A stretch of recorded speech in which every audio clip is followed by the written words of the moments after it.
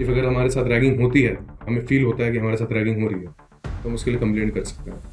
जिसके बाद जो हमारी रैगिंग ले रहा है उसके ऊपर कुछ फाइन और ईयर ऑफ प्रिजन उसको लग सकता है। एटीट्यूड छोड़ दो एंड अपने साथ में ऐसे मत लेके चलो कि भाई मेरा ऑरा है, मेरे साथ 4 लोग हैं, वो चलेंगे मेरे साथ तो बहुत ज़्यादा इज्जत बढ़ जाएगा। कभी भी सीनियर्स को अप्रोच करने में नहीं डरना चाहिए। अगर तुम किसी को अप्रोच नहीं करोगे तो तुम्हें कैसे पता चलेगा कि वो इंसान सही है कि गलत है। मम्मी तो बस। क्राई की होगी। हाँ, मम्मी रोई थी जब जा रही थी, तब स्टेशन पर रोई थी।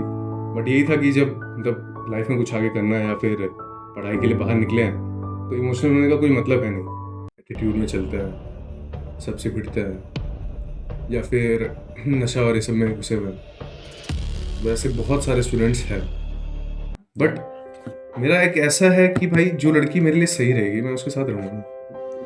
So after our third episode, it's our fourth episode, and here our guest is. So भैया, आइस ब्रेकर इंट्रोडक्शन से स्टार्ट करते हैं. What's your name, year, and which department are you from? Myself, Aman Jha. I'm from BTech CS and I'm in second year right now. Okay, let's go to second question. Do you still remember the day you moved into your hostel? Yes, देखो, मेरा जो first starting के 3 दिन थे वो तो मैं hostel में था ही नहीं। क्योंकि जब मैं आया था तब मेरी जो जैसे 16th को मेरा 16 ऑफ अगस्त जो डेट था उस दिन मेरी रिपोर्टिंग थी। बट मैं उससे 2 दिन पहले आ गया था। तो 2 दिन पहले आने के बाद फिर ऐसा हुआ कि पेरेंट्स को लेके कहाँ जाऊँ। तो हमने एक होटल लिया था आईआईटी के पास। फिर हम वहाँ पर रुके थे 2 दिन। हमने थोड़ा हरिद्वार घूमा, रुड़की घूमा एंड जगह को एक्सप्लोर किया। उसके बाद थर्ड डे जब हम आए तो थर्ड डे जिस दिन हम यहाँ पे पहुँचे तो उस दिन भी ऐसा हो गया था कि मतलब मेरे पेरेंट्स का टिकट जो था, रिटर्न टिकट, वो थी शाम की ट्रेन की। तो मेरा ये हुआ कि मैं क्या करता रुक के। तो मैं फिर थर्ड डे भी नहीं था। थर्ड डे फिर जिस दिन मेरा रिपोर्टिंग हुआ मैंने रिपोर्टिंग की एंड करते ही निकल गया पेरेंट्स के साथ वापस घूमने। एंड रात भर फिर मैं बाहर ही रुका। उसके बाद जब मैं दूसरे दिन मतलब चौथे दिन जब आया तो मेरा एक्सपीरियंस अच्छा था क्योंकि मेरा जो रूममेट था उससे मेरा फर्स्ट डे जब मतलब तीसरे दिन पे जो मेरा इंटरेक्शन हुआ था कि कहाँ से है, क्या करता है, उसके पेरेंट्स कहाँ से मतलब क्या वर्क करते हैं, तो उस चीज़ बस थोड़ा बहुत जान पहचान हुआ था। एंड उसके बाद मुझे पता चला कि मेरे रूममेट ने उसके सामने जो हमारे सामने जो रूम था उन 2 रूममेट से दोस्ती कर ली थी। तो एक प्लस पॉइंट हो गया था कि मेरे रूममेट ने डायरेक्ट उनसे दोस्ती कर ली तो हमारा एक फ्रेंड सर्कल बन गया था, 4 लाइक लोगों का। फर्स्ट डे ही आपका फ्रेंड सर्कल अच्छा खासा बन गया था. फर्स्ट डे ही बन गया था क्योंकि ऐसा था कि मतलब वैसे तो मैं इंट्रोवर्ट हूँ नहीं बॉयज़ को लेके, एम्बीवर्ट हूँ। तो जैसे ही हम आए तो मेरा जो रूममेट था उसके साथ तो दोस्ती हो ही गया था एंड उसके साथ ही साथ मेरे रूममेट ने जो सामने वाले से करवा लिया था दोस्ती, तो उसकी वजह से उनसे भी मेरी दोस्ती हो गई। Okay. Hmm. So third question, what were you feeling while entering the hostel for the first time? Like it was your first time when you are hmm. going to hostel. तो आपका क्या रिएक्शन था? Reaction ऐसा था कि मतलब मुझे वैसे तो घर से खुद ही एक पर्सनल चॉइस था कि घर से दूर जाना। तो ऐसा कुछ इमोशनल टाइप तो ज़्यादा था नहीं। बट जब मैं हॉस्टल एंटर किया, पेरेंट्स बैठे थे, पेरेंट्स ने मेरा रूम देखा। उन्होंने रूम देख के बोला कि अच्छा यहाँ रहना है, कैसे रहना है। उन्होंने मेरा मेस देखा, मेस में क्या खाने मिल रहा है, नहीं मिल रहा है, उन्होंने पता किया। लाइब्रेरीज़ चेक की थी।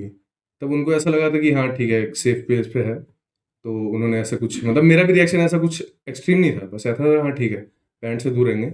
एट अ पॉइंट बस थोड़ा इमोशनल हुआ था मम्मी को लेके कि मम्मी से दूर जा रहा हूँ। मम्मी तो तो बस। क्राई की होगी. हाँ, मम्मी रोई थी जब जा रही थी, तब स्टेशन पर रोई थी। बट यही था कि जब मतलब लाइफ में कुछ आगे करना है या फिर पढ़ाई के लिए बाहर निकले हैं तो इमोशनल होने का कोई मतलब है नहीं। एंड कुछ दिन बाद मुझे ऐसा रियलाइज़ हुआ कि मतलब इमोशनल होना ठीक है, बट कुछ कुछ दिनों पे छुट्टियाँ मिलती जाएंगी, घर जाएंगे, पेरेंट्स से फिर मिलेंगे। तो ऐसे कुछ एक्सट्रीम रिएक्शन नहीं था। बट ये था कि हाँ ठीक है, घर वालों से थोड़ा दूर हैं। तो आपके पेरेंट्स का क्या रिएक्शन था like when you have given the proposal that you want to go to hostel? Parents का रिएक्शन ऐसा था कि हॉस्टल में कैसे रहेगा जब तू घर पे रह रहा है, सब खाना बना के हम दे रहे हैं, कपड़े धो के दे रहे हैं, सारी चीज़ें करके दे रहे हैं, सामान सेट करके दे रहे हैं। ऐसा है कि घर पे मैं अपने सॉक्स तक नहीं साफ करता। वो चीज़ ऐसी थी कि घर वालों को था कैसे होगा, लेकिन उनको जब उनको पता चला कि यहाँ पे लॉन्ड्री है, सब कुछ कपड़े धो के मिलेंगे वीकली, उसके बाद खाना यहाँ पे बन के प्रॉपरली मिल रहा है, 4 टाइम का ब्रेकफास्ट, लंच, डिनर, सब कुछ। तो फिर उनको ऐसा कुछ था नहीं टेंशन। एंड मेरा भी मतलब ऐसा था कि हाँ अच्छा है, हॉस्टल लेके जाएंगे, वहाँ पे रहेंगे। तो पेरेंट्स ने भी बोल दिया कि हाँ ठीक है जाओ, कोई दिक्कत नहीं है। बट अगर आगे जाके कुछ दिक्कत हुई, अगर लगा कि हॉस्टल में तुम नहीं रह पाओगे तो फिर तुम बाहर ले सकते हो, पीजी ले लो या फिर पर्सनल रूम ले लो। एंड उसके बाद ये हुआ कि सेकेंड ईयर में आ गए जैसे तैसे, अभी भी हॉस्टल में ही है। हॉस्टल ने ना पीछे छोड़ा ना हमने हॉस्टल का पीछे छोड़ा। ओके, तो आपका फूड एक्सपीरियंस क्या था when you have tried for the first time? Food experience मेरा था, जैसे मैंने बताया कि 3 दिन तो स्टार्टिंग में मैं था नहीं, तो मैंने तो स्टार्टिंग के 3 दिन ट्राई नहीं किए। एंड वो 3 दिन बहुत ज़्यादा स्पेशल होता है तो क्योंकि डू जब यू बच्चे, रिमेम्बर द डिनर, जो आपने डिनर या लंच जो भी किया था आपने? डिनर का तो उतना मुझे अच्छे से याद है नहीं, क्योंकि फर्स्ट डे जब हम आए थे तो एज आई रिमेम्बर कि हमारे बैच में सबसे पहले ऑर्डर के खाना हम नहीं मंगाया था। जो हमारे साथ के 4 लोग थे, हमने ही मंगाया था, क्योंकि हमारा ऐसा था कि स्टार्टिंग में हम कैसे सर्वाइव करेंगे, तुरंत आए और तुरंत मैस का खाना खा लिए तो पॉसिबल था नहीं। तो हमने ऑर्डर किया था एंड उसके बाद हमने खाया था। डैट आफ्टर डैट ऐसा हो गया था कि जैसे हम गए, थोड़ा देर मतलब सुबह मॉर्निंग में हम उठे, हमें पता चला कि सायरन चलता था उस वक्त, अभी तो नहीं चल रहा। उस वक्त सायरन चलता था बच्चों को जगाने के लिए कि 8 बज गए, आप सब अपना ब्रेकफास्ट के लिए आ जाओ। हम आए, हमने देखा पाव भाजी थी उस दिन। तो पाव भाजी हमारा फर्स्ट एक्सपीरियंस था कॉलेज का। एंड मैं मुंबई से बिलोंग करता हूँ, तो मेरे लिए तो पाव भाजी का एक्सपीरियंस उतना अच्छा था नहीं, लेकिन स्टिल ऐसा था कि मेरे साथ वालों के लिए वो ठीक ठाक था। एंड मेरे लिए उतना अच्छा नहीं रहा, क्योंकि वो मीठा पाव, मिक्स वेज सब्जी, तो इस वजह से मेरे लिए तो कुछ ज़्यादा अच्छा एक्सपीरियंस नहीं रहा। ओके, तो गाइज आज का एपिसोड का टॉपिक होने वाला है ragging, respect and roommates, where's the line.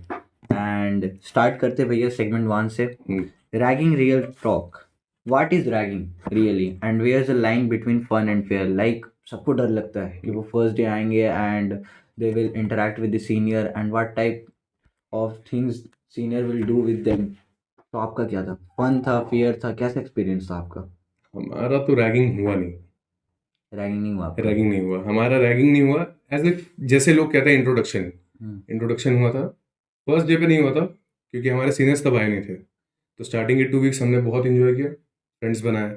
Hostel जो हमारा जूनियर हॉस्टल था, हम्म, तो जूनियर हॉस्टल में जितने बच्चे थे हम उनसे घुले मिले, पता किया कि उनके अगर कोई सीनियर भाई है या फिर जान पहचान में है तो वो कैसे हैं, उनके फ्रेंड्स कैसे हैं। हम्म। तो उसके बाद हमारा एक्सपीरियंस ऐसा कुछ ऐसा मतलब बुरा था नहीं स्टार्टिंग के, तो 2 वीक्स तो कुछ नहीं था। बट जैसे कहा मैंने कि रैगिंग नहीं हुआ, इंट्रो तो हुआ। तो हम इंट्रोडक्शन जब देने गए तो हमारे कॉलेज में एक टी पॉइंट है, एज इफ यू नो। तो टी पॉइंट पे हम गए, तो वहाँ पे हम ऐसे इंजॉय कर रहे थे। हम जैसे मैंने बताया मेरे 4 दोस्त, हम 4 दोस्त वहाँ इंजॉय कर रहे थे। ग्रुप ऑफ सीनियर्स आए, जो कि न्यूली सारे ग्रुप में आए थे कॉलेज की, उनकी रिपोर्टिंग चल रही थी। उन्होंने आया और आते ही हमसे पूछा कि कहाँ से हो, फिर कौन सा ब्रांच है।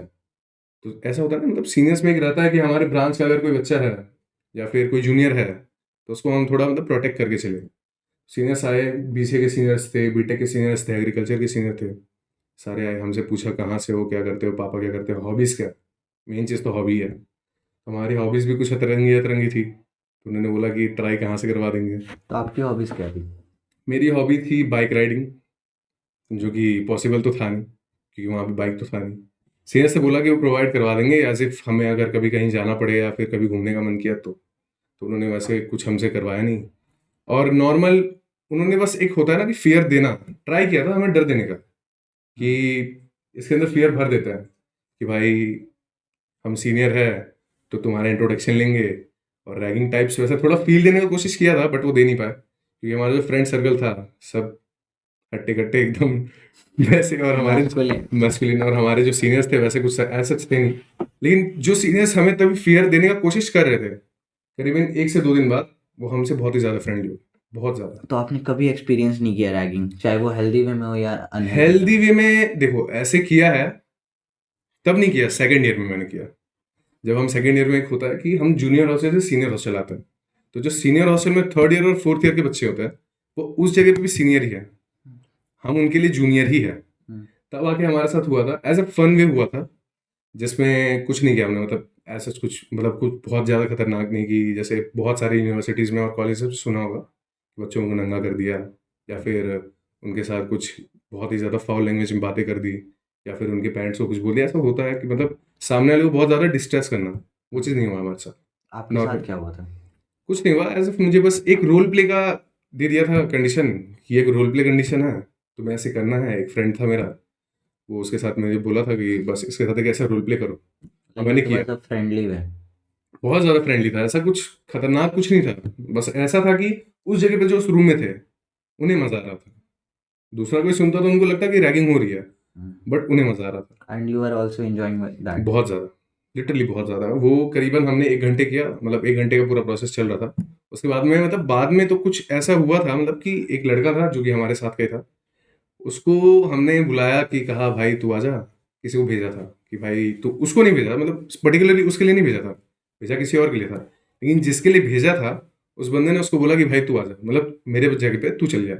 एंड वो आया तो थोड़ा माहौल बिगड़ गया था, वहाँ पे थोड़ी सीरियसनेस आ गई थी क्योंकि उस बंदे को हम नहीं जानते थे एंड उसके एक सीनियर भाई भी थे, तो वो आए थे, तो वो गलती उसकी भी नहीं है, गलती ये हो गई थी बस थोड़ा एक मिसकंसेप्शन हो गया था हमारे बीच में और उसके बीच में कि बुलाया उसको था और उसके रैगिंग लिखने का ट्राई कर रहे थे, बट वैसा तो कुछ था नहीं। वो मिसअंडरस्टैंडिंग आ गई थी। वैसे तो फन वे में गया, बहुत मजा आया, बहुत लिटरली बहुत मजा आया। तुम्हारे साथ वैसा नहीं होगा, तुम्हारे साथ भी वैसा होगा तो बहुत मजा आएगा, क्योंकि कोई लड़का है जो कि हमारे साथ का है, वो डांस कर रहा है, कोई सिंग कर रहा है। नहीं, हमें तो डांस करवाया गया था डांस करवाया था वो तुम्हें, वहां करवाया था ऑडिटोरियम में। ऑडिटोरियम में। वो तो नॉर्मल टीचर्स भी वहां पे थे ही, तो हम्म। ऐसा कुछ रैगिंग नहीं था, वो तो एक नॉर्मल इंट्रोडक्शन एंड फन था। तो लाइक ये हाइप बना के बहुत ज्यादा रखा है कि रैगिंग वगैरह। रैगिंग इज नथिंग, आज के ज़माने में तो कुछ नहीं है, ना हमारे यूनिवर्सिटीज़ में या फिर ना किसी कॉलेज में, ना ही बहुत बड़े जैसे दिल्ली यूनिवर्सिटी का नाम तुमने सुना होगा, या फिर बहुत सारे कॉलेजेस हैं, JNU एंड ऑल, वहाँ पे पहले चलता था रैगिंग, हम्म। पहले बहुत रैगिंग चलता था जिसमें सुसाइड केसेस भी आए हैं। हमारी यूनिवर्सिटी में तुमने ऐसा कभी नहीं सुना होगा कि सुसाइड हुआ है फिर रैगिंग को लेकर कुछ हुआ। एंटी रैगिंग का फॉर्म भी तुमने भरा होगा, हमने भी भरा। इफ अगर हमारे साथ रैगिंग होती है, हमें फील होता है कि हमारे साथ रैगिंग हो रही है, तो हम उसके लिए कंप्लेंट कर सकते हैं, जिसके बाद जो हमारी रैगिंग ले रहा है उसके ऊपर कुछ फाइन और ईयर ऑफ प्रिजन उसको लग सकता है। ओके। सो मैंने तो ये क्वेश्चन आपसे पूछ ही लिया कि फ्रेशर फेस करते ही मिथ है, आपने बता ही दिया कि इट्स अ मिथ, ऐसा कुछ नहीं है कि मतलब फ्रेशर फेस करेंगे जरूरी नहीं है। हर एक इंसान, जैसे हमारा एक्सपीरियंस अलग था, तुम मेरे से आए, बहुत प्यार से बात किया, मैं भी तुम्हारे साथ वैसे ही था। अभी कोई आता है मेरे साथ ईगो में बात करेगा, तो मेरे लिए भी थोड़ा एक रहेगा ना कि उसको मतलब ईगो में बात कर रहा है। मैं सीनियर हूँ, मैं नहीं कहता कि मुझे रिस्पेक्ट दो, बट एक रिस्पेक्टफुल वे में किसी से भी बात करना चाहिए। तुम मेरे से छोटे हो तो मैं तुमसे भी रिस्पेक्ट से बात करूंगा। तू तड़ाक या फिर ये माँ की गाली या फिर बहन की गाली, ये तो नहीं चलेगी ना। तो अगर कोई जूनियर तुमसे उल्टा बोले, तो ऐसा होता है सीनियर्स के मन में रहता है कि इसको थोड़ा रिस्पेक्ट में रखे। वो सिर्फ हमारे लिए नहीं, किसी एक पर्सन के लिए नहीं होता, सबके लिए होता है। Agree with that point. तो नेक्स्ट सेगमेंट हमारा यही है, the respect game. Why do juniors fear seniors at first, is it necessary? मतलब fear, fear in that sense कि लाइक बहुत जूनियर्स होते हैं ना, वो सीनियर्स को अप्रोच करने में बहुत ज़्यादा डरते हैं। ना ना ना, ऐसा नहीं होना चाहिए, कभी भी सीनियर्स को अप्रोच करने में नहीं डरना चाहिए। अगर तुम किसी को अप्रोच नहीं करोगे तो तुम्हें कैसे पता चलेगा कि वो इंसान सही है कि गलत है। हम्म। तुम्हें 10 सीनियर्स मिलेंगे, 10 में से कुछ सही होंगे, कुछ गलत होंगे। ऐसा नहीं कहता कि सारे सीनियर्स अच्छे होंगे या फिर सब रैगिंग नहीं लेंगे, रैगिंग तो वैसे कोई नहीं ले सकता। जिस जगह पे तुम्हें भाई कंफर्टेबल फील नहीं हो रहा, तो वहाँ पे वो समझ लो तुम्हारे साथ रैगिंग हो रही है, बट वो ऐसा कुछ होता नहीं है। एंड फियर वाली बात रही, तो तुम मेरे से जैसे बात की है, तुम्हें फियर फील हुआ? नहीं, नहीं, फियर फील नहीं हो, बस आपको ओपन अप होना पड़ेगा गाइस, यू हैव सबके साथ होना पड़ेगा, हाँ, सबके साथ। होना पड़ेगा। एक फॉर्मल इंट्रोडक्शन दो, बताओ तुम कहाँ से हो, क्या करते हो, नहीं करते हो, तुम्हारे इंटरेस्ट क्या है। तुम्हारे सीनियर्स को लगेगा कि हाँ ये हमारे काइंड ऑफ लड़का है या फिर बंदा है। जैसे मैं जब आया था स्टार्टिंग में, तो मेरा जो इंट्रोडक्शन हुआ था बहुत लोगों से हुआ, ऐसा तो नहीं हुआ, बहुत मतलब बहुतों से हो गया। तो सबसे एक था अटैचमेंट था वैसा कि भाई वाला रिलेशनशिप हो गया था। अब कुछ बच्चों को तुम देखोगे हमारी यूनिवर्सिटी में, कुछ फुटबॉल खेलते हैं या फिर कुछ क्रिकेट खेलते हैं, तो अपने सीनियर्स को अप्रोच करते हैं, तो उनके सीनियर भी उस वे में ही लेते हैं ना कि तुम भाई क्रिकेट खेलते हो तो तुम हमारे साथ रहो। इन a professional way. Professional way में ले लेते हैं, हाँ, बहुत बहुत जगह प्रोफेशनल वे में ले लेते हैं। इफ ऐसे भी होता है कि एक स्टेट फैक्टर होता है। तुम जैसे बंगाल से हो, तुमने एक चीज़ बहुत गौर की होगी, तुम्हारे बंगाली मतलब जितने भी बंगाली सीनियर्स हैं, वो तुम्हें बहुत ज़्यादा ही एकदम मतलब प्रोटेक्टिव वे में रखे होंगे। बिहार से हो तो बिहारी सीनियर्स वैसे रखते हैं, हरियाणा से हरियाणवी रखेंगे, झारखंड से वो एक झारखंडी कम्युनिटी रखेंगे। बन हाँ, जाती है। वो तो कभी फियर होना नहीं चाहिए किसी भी सीनियर्स को लेके, या फिर किसी भी जूनियर को लेके कि भाई जूनियर मेरा कुछ कर दे। ये भी नहीं होता सीनियर्स के अंदर कि जूनियर क्या ही करेगा, मतलब कोई जूनियर आया है नया नया उसको तो पता भी नहीं है कि भाई कैसा जगह है नहीं है। इफ वो अगर लोकल है तो अलग बात है, लेकिन अगर कोई बाहर से आया है तो उसके लिए तो बहुत एकदम नया जगह है। तो सीनियर्स बस ट्राई करते हैं कि उसको उस जगह में घुल मिल के रख सके। ओके। सो नेक्स्ट क्वेश्चन पे आते हैं। How did your seniors earn your respect और लूज इट? सीनियर्स मेरा रिस्पेक्ट कैसे नहीं दिए? सीनियर्स से ज़्यादा हम कुछ एक्सपेक्ट भी नहीं कर सकते, तो थोड़ा बहुत रिस्पेक्ट हमें एक्सपेक्ट करना चाहिए। ऐसा नहीं है कि मतलब बहुत ही ज़्यादा करना चाहिए, थोड़ा बहुत करना चाहिए। सीनियर्स जैसे छोटे मोटे जेस्चर्स करता हूँ, मैं आया हूँ, मैं तुम्हारा सीनियर हूँ, मैं तो नहीं कहता, बट अगर कोई तुम्हारे से जान पहचान में नहीं है तो तुम उठ जाओ, या फिर भैया बोल दो, प्यार से सर बोल दो। सर वाला तो हमारे कॉलेज में है नहीं कुछ ऐसा, बट अगर भैया बोल रहे हो तो ये बहुत अच्छी बात है। और लूज करना है तो एटीट्यूड में बात करो, एटीट्यूड मतलब घमंड में बात करो। बहुत ज़्यादा घमंड में तू तड़ा कर लो। जैसे तुम्हें पता है, एक लड़का है इस ईयर में, उसने हमें हम में से किसी मतलब जो हमारे साथ वाले हैं हाँ। उनके साथ तू तड़ा किया था। तो हम्म, उस जगह पे हमारे पूरे बैच की जो बच्चे हैं उनका ऐसा हो गया ना उसके साथ कि मतलब बहुत ही ज़्यादा गिरा हुआ लड़का है, तो उसका हम्म, रिस्पेक्ट तो वहीं खत्म है। वही खत्म है। वहाँ तो उसका और कुछ रिस्पेक्ट फिर बचा तो वो नहीं। टारगेट में भी आएगा सीनियर्स के। और भाई ऑब्वियस सी बात है, सीनियर्स कोई भी रहेंगे उसके साथ तो उनको यही रहेगा कि भाई उसको देख लेंगे तो भाई ये तो वही लड़का है जो एटीट्यूड में बात करता है या फिर फालतू के अकड़ में बात करता है। अगर रखना चाहिए अपना एटीट्यूड, सेल्फ रिस्पेक्ट रखना चाहिए, बट वो सही जगह पे रखना चाहिए। तुम मुझे फालतू अगर दिखाओगे उससे क्या हो जाएगा, कुछ तुम्हें मिलेगा? नहीं, वो तो या फिर मैं ही नहीं। तुम्हें दिखाऊंगा, मैं तुम्हारा सीनियर हूँ, मैं ही तुम्हें दिखाऊंगा, कुछ होगा? नहीं होगा, कुछ नहीं मिलना मुझे, ना मुझे मिलना है ना तुम्हें मिलना है। अगर आप मुझे दिखा रहे हो एज अ सीनियर पर्सपेक्टिव, हम्म, और तब जूनियर यही सोचेगा ना ये सीनियर मेरे लिए बेटर नहीं है। हाँ तो यही होता है। जैसे अब तुम भी सीनियर बनोगे एक साल बाद, तुम सामने से आके अपने जूनियर से मांगो कि भाई तुम मुझे रिस्पेक्ट दो, हम्म, तो वहाँ पे तो इज्जत खत्म है, वहाँ पे इज्जत मिलेगा नहीं, हम्म, और ज़्यादा गिर जाएगा। भाई आपको बिल्ड कैसा करना बंदा है, हाँ पड़ेगा। बिल्ड करना पड़ेगा अपना, मतलब वैसे रहना पड़ेगा, एक कनेक्शन बनाना पड़ेगा, एक रिलेशनशिप बनाना पड़ेगा। नहीं तो वैसे सच कि भाई तुम आए, भाई भैया मेरे को रिस्पेक्ट, भाई तुम मुझे रिस्पेक्ट दो, तो वो तो नहीं होगा। मैं तुम्हें रिस्पेक्ट दे दूंगा, वो चीज़ नहीं होता। हो गया। हम्म, तो जब जूनियर कोई सीनियर को अप्रोच कर रहा है तो क्या उसे डूज करना चाहिए, डोंट्स करना चाहिए, रादर देन कि गेस्चर, चलो स्मॉल गेस्चर्स हो हम्म, गया, और डोंट्स में आपने बोल दिया कि वो एटीट्यूड में, हम्म, रादर देन दैट हम्म। और क्या डूज या डोंट्स होना चाहिए सीनियर्स अगर वो बात करने आ रहा है कोई सीनियर से। किसी सीनियर से तुम बात करने जा रहे हो हम्म, तो एक तो बहुत बेसिक, जैसे तुम बोल रहे थे, लेकिन एक बहुत बेसिक चीज़ है, एटीट्यूड नहीं होना चाहिए। एटीट्यूड छोड़ दो, एंड अपने साथ में ऐसे मत लेके चलो कि भाई मेरा ऑरा है, मेरे साथ चार लोग हैं, वो चलेंगे मेरे साथ तो बहुत ज़्यादा इज्जत बढ़ जाएगा। या फिर मैं कहीं, मेरे पापा पॉलिटिशियन है तो भैया से बोल दूंगा तो भैया की नज़र में इज्जत हो जाएगा। या फिर मेरे भैया कुछ करते हैं, या मेरा फैमिली बैकग्राउंड ऐसा है।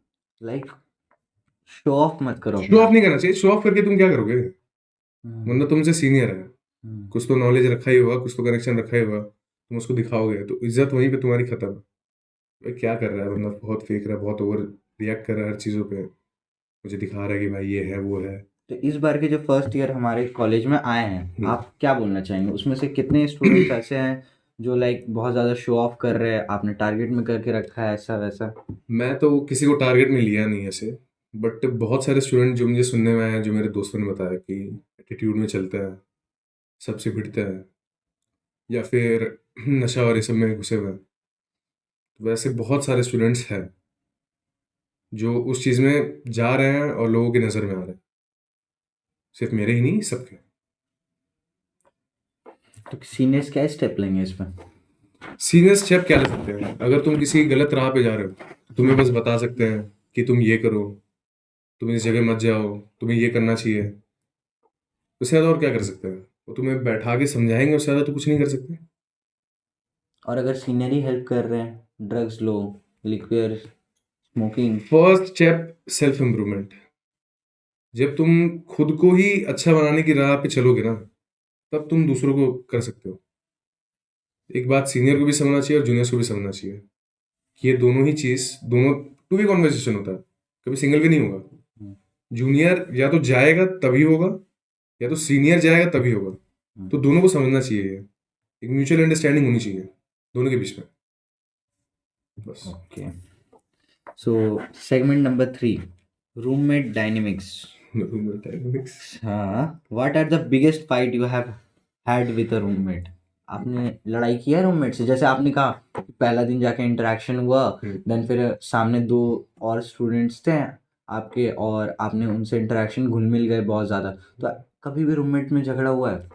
मेरे रूममेट में और मेरे में हम्म, हाँ, हुआ है बहुतों बार, मतलब एक बार नहीं हुआ है, बहुत बार हुआ है। मतलब छोटी-मोटी चीज़ों को लेके कि मतलब एक हमारे पास वाटर कैंपर था, हम्म जो आता है ना 10 लीटर्स का, हम्म तो उसको कौन भरेगा? क्योंकि हमने रख दिया था रूम में, तो हमारे पास ऐसा मतलब एक था कि आज तू भर दे, कल मैं भर दूँगा। तो हम्म उस चीज़ पे होता था बहुत बार कि भाई आज मैं नहीं भरा यार, मन नहीं कर रहा। हाँ, ये उसमें छोटी छोटी छोटी-छोटी बात चीज़ों है। पे और ऐसे फिर धोने वाला पार्ट भी आ जाता है कि खाना हाँ, खा के खाना खा उसमें लिया तो मेन इशू उसमें अराइज होता है। बहुत बड़ा इश्यू है कि भाई मैंने खाना बना दिया, तो तो धो तू दे। धो दे। हाँ, तो बोलेगा नहीं यार आज नहीं धो रहा मैं, और वो फिर वैसे पड़ा वैसे ही रहेगा। पड़ा रह जाएगा। वो वैसे पड़ा। हॉस्टल में तुम देखोगे हफ्ते-हफ्ते भर, महीने-महीने भर प्लेट्स वैसी ही है, चम्मच वैसी ही है। वही। बैचलर लाइफ में वैसा होता है, तो उस चीज़ पे हो जाता है कि भाई कौन धोएगा? तो अगर समझो जैसे एक एग्ज़ाम्पल समझो, मैंने बनाया, तुमने बोला तुम धोओगे, मैं वेट कर रहा हूँ कि भाई तुम धो, फिर तुम कह रहे हो नहीं यार मैं थक गया, अब खा लिया मुझे नींद आ रहा है, तुम सो गए। दूसरा दिन आया, फिर बनाना, फिर तुम्हारा धोना तो तुम ही था, हम्म बट तुम नहीं धो के तुम कह रहे हो कि नहीं यार अभी मैं नहीं धोऊँगा, आज मेरा दिन नहीं है, आज तू धोएगा मैं बनाऊँगा। हम्म तो उस जगह पे ये आ जाएगा कि भाई अब ये पहले के बर्तन कौन धोएगा? हम्म उस चीज़ पे लड़ाई, छोटी-मोटी चीज़ों पे बहुत लड़ाई तो होती है कोई मतलब। बिगेस्ट फाइट हुई है? बिगेस्ट फाइट हमारे बीच में हुई है, बहुत बार हुई है जैसे मैंने बताया, लेकिन ऐसे-ऐसे रीज़न्स पे हुई है ना जो कि रूम के रिलेटेड नहीं है। बाहर के रिलेटेड? बाहर के, हाँ, रूम के रिलेटेड नहीं है, क्योंकि रूम में वो जो मेरा रूममेट था सेम मेरे जैसा था। उसको भी वही हाइजीन चाहिए, मतलब प्रॉपर ओसीडी, ओसीडी जानते होगे तुम? हाँ, मुझे भी है। हर चीज़, हाँ, मुझे भी है। तो हर चीज़ एकदम प्रॉपर वे में होनी चाहिए, हाँ। साफ-सफाई होनी चाहिए, रूम स्मेल नहीं करना चाहिए, हम्म। लोगों का ज़्यादा आना-जाना नहीं होना चाहिए। हम्म जब स्टार्टिंग्स के डेज़ होते हैं ना हॉस्टल में, तो तुम्हारा रूम है, तो हम्म तुम्हारे रूम में तुम्हारे 4 दोस्त आएँगे, हम्म तुम्हारे रूममेट के 4 दोस्त आएँगे। पूरा रूम एक वैसा हो जाता है ना कि भाई पूरा वाइब हो जाता है कि भाई सब यहीं पहले बैठेंगे। पहले वो अच्छा लगता है, पर स्टार्टिंग में फिर कुछ दिन बाद तुम्हें ऐसा लगेगा ना कि यार बहुत भीड़ हो रहा है यार, पढ़ाई नहीं हो पा रही, रियलाइज ना होता है। मैं भाई खुद को टाइम दे पा रहा हूँ किसी भी चीज़ को लेके। उस चीज़ पे भी हुआ है हमारे साथ, क्योंकि मेरे जो दोस्त है उसके दोस्त कॉमन फ्रेंड्स थे, बट कुछ ऐसे दोस्त थे ना कि मतलब जि मुझे नहीं अच्छे लगते थे, और सीरियस में मुझे बहुत बेकार लगते थे, जो कि अभी भी लगते हैं। वो आते थे तो मुझे लगता था, मैं उसको उसको भी समझाता था, उसको लगता था कि हाँ भाई गलत है, वो लोग गलत है तो उसको नहीं बुलाना चाहिए रूम में, बट स्टिल वो बुलाता था तो झगड़े होते थे, कॉन्फ्लिक्ट होती थी। होती थी। ओके। तो कोई एक थिंग जो every new student new before choosing या शेयरिंग अ रूम? जैसे मैंने बोला कि मेरा रूममेट जो था सेम मेरे टाइप का था, हम्म। तो अपने रूममेट को पहचानो, उससे जानो कि भाई वो कैसे रहता है, साफ सफाई अगर रखता है फर्स्ट नहीं रखता। इंप्रेशन ही वो काफ़ी अच्छा दिया अपना, जैसे कि मेरे साथ हुआ था, हम्म, मेरा जो पहला वाला रूममेट था उसने फर्स्ट इंप्रेशन काफ़ी अच्छा दिया, हम्म। बट जो रंग रूप है वो एक दो हफ्ते बाद दिखाना चालू किया। तो इस चीज में ना हॉस्टल्स में, हर हॉस्टल में एक ही होता है टाइम पीरियड, कि 1 हफ्ता या 2 हफ्ते का टाइम तुम्हें मिलेगा, जिसमें तुम जिस रूम में रह रहे हो, फॉर एग्जाम्पल तुम और मैं एक रूम शेयर कर रहे हैं, हम्म तुम्हें मेरे से प्रॉब्लम है और तुम्हें दूसरा कोई रूममेट अच्छा लग रहा है जिसको तुम देख लियो 2 हफ्ते से भाई अच्छे से रह रहा है, हम्म या फिर बहुत ही अच्छा एक सर्कल लेके चलता है वो बंदा और तुम्हें अच्छा लगता है, तो तुम उसके साथ भाई कर सकते हो, रूम एक्सचेंज कर सकते हो। ओके। हम्म, ऐसे ही चूज करना है ना? Hmm. Segment 4, thought provoking. If you were hostel head, what rules would you enforce to protect pressure? Freshers को प्रोटेक्ट करने के लिए हमारे कॉलेज ने एक बहुत बड़ी चीज़ की है, एंटी रैगिंग। Anti-ragging. जो तुम जिस दिन कॉलेज में यूनिवर्सिटी में एंटर किए होगे, तुमसे फीस लेने से पहले या फिर तुम्हारे एडमिशन फॉर्म भरने से पहले फर्स्ट थिंग जो किया होगा, एंटी रैगिंग फॉर्म भराया होगा। तो उसका क्या वैल्यू होता है? होता भी है? के लिए मैंने ये सुना है कि 10,000 दे के आप छूट सकते हो एंटी रैगिंग का। देखो ऐसा है कि एंटी रैगिंग अगर तुमने भर दिया ना, तुमने बैक ऑफ नहीं किया और तुम पुलिस से हर मतलब वीक में या फिर हर मंथ पे जैसा होता है उसका टाइम पीरियड होता है, उस पर रिपोर्ट्स लेते रहोगे, फीडबैक लेते रहोगे, तो 10,000 दो, 20,000 दो, 1 लाख दो, वो मैटर नहीं करता। उस जगह पे तुम्हारी मेंटल हेल्थ, तुम्हारी फिजिकल हेल्थ, वही मैटर करती है। तो वो तो फक्ड अप हो जाएगी ना अगर हम रोज पुलिस स्टेशन नो जा रहे नो हैं। नो नो नो, तुम्हें जाना ही नहीं है ना। यही तो ये बच्चे नहीं समझ पाते कि भाई मैं क्यों जाऊँ, वो सारा यूनिवर्सिटी के अंदर होता है। तुम किसी यूनिवर्सिटी में एडमिशन ले रहे हो, हम्म, एंटी रैगिंग यूनिवर्सिटी ने भराया, सब यूनिवर्सिटी का काम है कि तुम्हारे साथ गलत ना हो। हम्म, तो वो चीज़ तो तुम भूल जाओ कि तुम्हें जाना है, फीडबैक तुम्हें कॉलेज से लेना है और कॉलेज लेगा वहां से, तो तुम 10,000 टू 20,000 तो मैटर करता ही नहीं है। ओके। हम्म। तो एक फन क्लोजर से खत्म करते हैं, last question of yes. This episode. One senior interaction that change your life for better और वर्स, चाहे वो आपको खराब रास्ता में दिखाया या फिर वो बेटर रास्ता में दिखाया। कोई आप सीनियर का नाम मेंशन करना चाहते हैं? ऐसा कोई सीनियर? वन सीनियर, जैसे मैंने तुम्हें बताया कि एक सीनियर का नाम मैं नहीं ले सकता, बहुत सारे सीनियर्स हैं। कुछ सीनियर्स ने मुझे बहुत ट्राई किया कि मैं नशे की तरफ जाऊं या फिर लड़कियों की तरफ जाऊं, अच्छा। रिलेशनशिप बिल्ड करूं, हम्म, उनके फ्रेंड सर्कल्स बनाऊं कि भाई मैं किसी की, जैसे फॉर एग्जांपल मैंने अभी गर्लफ्रेंड बना ली तो उसके फ्रेंड से भी उसकी बातें करवा दूं। ऐसे भी सीनियर्स रहे हैं। हाँ। ऐसे होता है, मतलब तुम हर जगह अच्छे भी लोग को नहीं पाओगे, 10 में से 3-4 भाई वो खराब निकलते ही हैं। ऐसे भी नहीं कहूंगा कि भाई 10 में से 2 ही खराब निकलेंगे, ज़्यादा भी निकलेंगे। वो तुम्हें बस देखना पड़ेगा कौन सीनियर सही है नहीं है। किसी का नाम लेना गलत होगा, बट स्टिल तुम अपने सराउंडिंग में देखो। मेरे को ऐसा ये नहीं है कि किसी सीनियर ने ही एकदम किया कि भाई तू ऐसे चलो तो ये होगा नहीं होगा। अपने सराउंडिंग को देख के सीखो, सबसे समझो कि भाई चीज़ें कैसे चलती है। ऐसे नहीं समझोगे फिर तो नहीं चलेगा। अब तुमने मेरा पॉडकास्ट लिया, तुमने मेरे से कुछ सीखा, तुमने पहले 2 सीरीज कर ली, उनसे कुछ सीखा, उसके बाद तुम करोगे उनसे भी कुछ सीखोगे। अब सबका इम्पैक्ट तो तुम पे एक जगह पे नहीं पड़ सकता ना। हम्म, फॉर एग्जाम्पल तुम्हें कुछ हेल्प चाहिए, तुम मेरे पास आओगे, तुम्हें जो पर्टिकुलर चीज़ में हेल्प कर सकता हूँ मैं हूँ, बट कोई और होगा जो किसी और चीज़ में हेल्प करेगा, कुछ और तुम्हें समझाएगा, कुछ और सिखाएगा। ओके। हम्म, तो एक इस पेज में नहीं है वो क्वेश्चन, हम्म। रिलेशनशिप स्टेटस क्या है आपका करेंटली? लाइक फन पार्ट है तो पूछ लेते रिलेशनशिप स्टेटस। ये चीज़, रिलेशनशिप स्टेटस ऐसे मैं बताऊँ, सिंगल ही हूँ मैं। अच्छा, पता फर्स्ट नहीं, ईयर में आपकी कोई नहीं थी? ना ना पता नहीं, लोगों को लगता है कि मेरे कितने 3-4 रिलेशनशिप है, लोगों को देख के ऐसा लगता है, ये बट पॉडकास्ट के बाद नहीं लगना चाहिए गाइस, अप्रोच भैया। ना ठीक ना, है। ऐसा नहीं, ऐसा नहीं, अप्रोच वाली बात नहीं है। मैं Then- खुद अप्रोच आते हैं, ये ऐसा नहीं कि नहीं आते, आते हैं, बट मेरा एक ऐसा है कि भाई जो लड़की मेरे लिए सही रहेगी मैं उसके साथ रहूंगा ना। तो like what's your mark list कि ये लड़की में होनी चाहिए, ऐसी कि गोरी होनी चाहिए ना ना या ना फिर ना, ना। ट्रेडिशनल में ड्रेस होनी ये चाहिए? सब ऐसा कुछ नहीं है, मतलब कि ट्रेडिशनल भाई फुल्ली एकदम संस्कारी होनी चाहिए। सो एंड करते हैं भैया, आज के लिए बस इतना ही। एंड आपके साथ पॉडकास्ट करके काफ़ी अच्छा लगा। एंड आई थिंक हमारे व्यूअर्स देख के इम्प्रेस हो जाइए होना चाहिए। एपिसोड। तो दैट्स ऑल टुडे फॉर।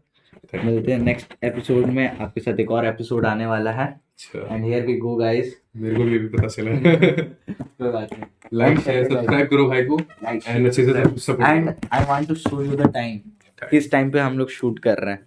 रात के 1:26 हो रहे हैं, 1:27 हो गए।